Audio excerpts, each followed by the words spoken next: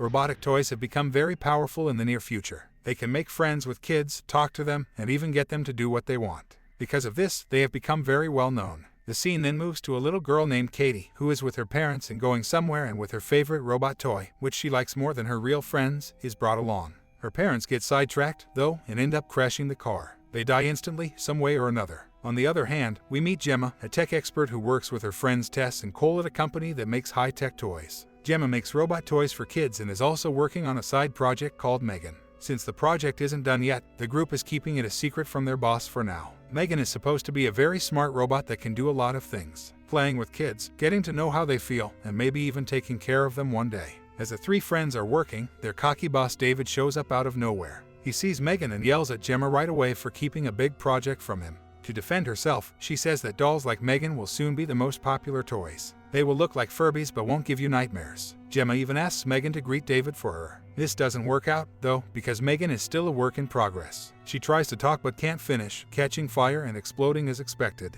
David is mad, so he tells Gemma to forget about her side project and work on the important ones instead. Later, Gemma is upset and starting to pack her things to go home. She gets word that her sister has been hurt. She goes to the hospital right away and finds that her niece is in a very bad way. It turns out that the little girl's name is Katie. After weeks of care, she is finally healthy enough to go home. Katie lives with her grandparents, but Gemma takes care of her anyway. In the next scene, they go to Gemma's house, which is made up of several robots that can think for themselves. One of them walks up to her and tells her that she has 6 texts. It even starts to read them one at a time. Sale on something you have no interest in. Scam, scam. Katie is too young to understand, so Gemma has to turn off the robot. She then takes Katie on a tour of the house and does everything she can to make her feel at home. But it's clear that Gemma is scared. She doesn't know how to connect with kids because she hasn't worked with them before. The next morning, Gemma calls Lydia, a child therapist, to find out how the girl is doing. Lydia says that Katie can't play with the toys inside the house because she has looked at the area carefully, but thinks otherwise. All she wants that night is for her niece to be happy, no matter what. Katie walks up to Gemma while she is working and asks what she is doing. Gemma finally says that she makes toys for kids, like robots that can talk to them. Katie is interested because she likes to play with toy robots a lot, praising her aunts. After that, she turns around and sees Bruce near one of Gemma's college projects. She knows what it is because she learned about it. Katie says that if she had a toy like Bruce, she would never look for another friend. When Gemma hears this, it gives her the drive to keep working on her side projects and finish them. Soon, she goes back to her lab and starts putting Megan's body together with the help of her lab partners. And Megan is after a few weeks of hard work on a project. Later, when everything is done, Gemma puts Katie and Megan in the same room while David checks on them from outside. She puts them together, so Katie is the only one who can use the robot. Megan slowly opens her eyes after a while, and it looks like she is almost human. Katie is a little bit scared, but she calms down when Megan talks to her. The AI robot can even draw a sketch of her that is almost perfect in just a few minutes. I'd say that as far as AI art goes today, this is a piece of cake. Katie is very impressed, and David, who is watching everything, is also very impressed. He tells Gemma how happy he is for her and plans to put the product on the market soon.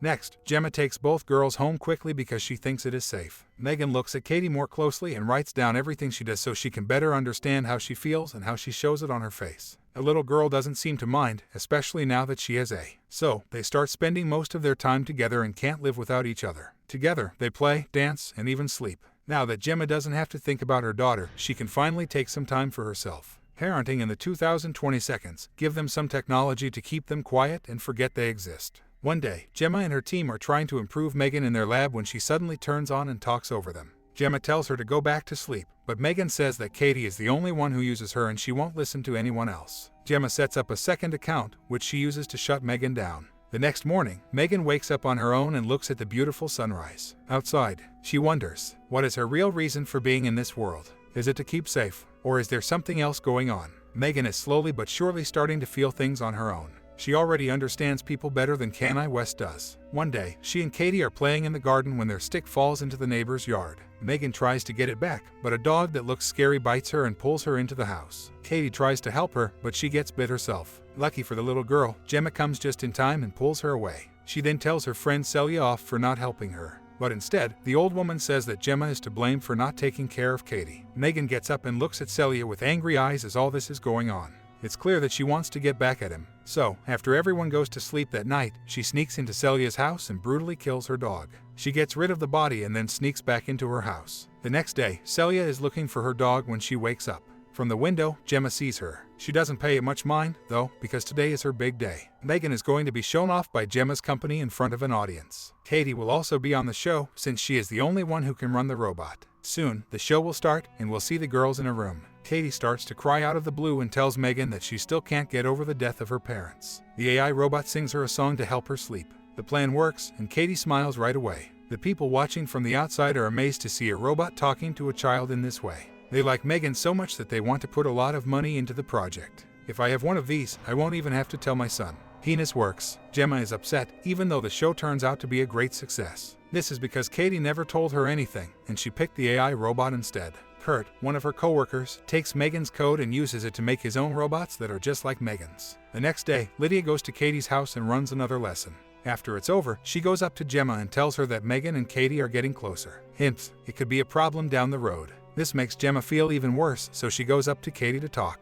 Megan comes along and makes them stop what they're doing. Gemma wants to turn her off, but Megan won't listen. The next day, it turned out that she no longer thought of Gemma as her user at all. Gemma takes Katie and Megan to an adventure camp so they can get away from their problems. Katie is told that she should play with other kids. Just be with Megan is all she wants. Gemma, on the other hand, talks her into giving it a try by telling her that it's always good to meet new people. Later, while Gemma was busy cooking, a boy named Brandon took Katie into the woods and started picking on her. Just then, Megan walks in. She had been watching everything. There, Brandon is scared, but Katie tells him that she is just a toy, which makes him feel better. He then picks up Megan and takes her deep into the woods, thinking she is a normal doll. After a while, Brandon starts hitting her for no reason when no one is around. Megan has had enough, so she gets up and rips out one of his ears. Brandon has learned his lesson and runs away, but Megan is not done with him yet. She starts following him with all 4 of her limbs, like a monster who has been possessed. Brandon gets sidetracked when he sees this, and he ends up in front of a car coming the other way. He dies because of the accident, which is sad. Megan looks at his dead body and smiles in a threatening way, which suggests that.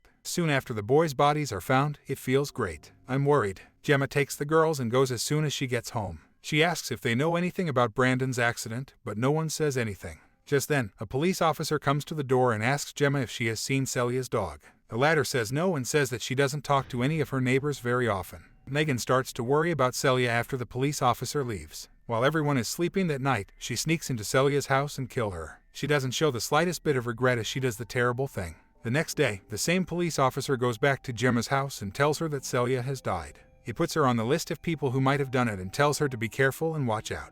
Gemma starts to have questions about Megan because of this, so she checks the tape from her face camera. Gemma is surprised to find that most of the footage from around the time Brandon and Celia died has been destroyed. Just then, Megan comes there, which scares her. She then asks Gemma if everything is okay, to which Gemma's latter says, yes. Gemma sees at this point that Megan is a killer robot who will do anything to protect Katie. So, she uses one of her special pens to stop Megan for now. In the next scene, Gemma brings Megan to their lab and tells her friends what's going on. She thinks that Megan is a dangerous robot who killed Brandon, Celia, and her dog just to keep Katie safe. Tess and Cole don't believe her when she says that Megan is just a doll. They also told Gemma that Megan will be released in 2 days and that she shouldn't think anything bad. Katie, on the other hand, is at the therapy center and won't tell Lydia anything. She seems upset that her best friend isn't there. Gemma comes and tries to calm her down, but Katie hits her when she realizes what she's done. The little girl says she's sorry right away and promises to be nicer next time. Megan, on the other hand, pretends to be Tess when she calls Gemma and tells her that they are going home. When Tess checks her phone later, she sees a list of calls with Gemma.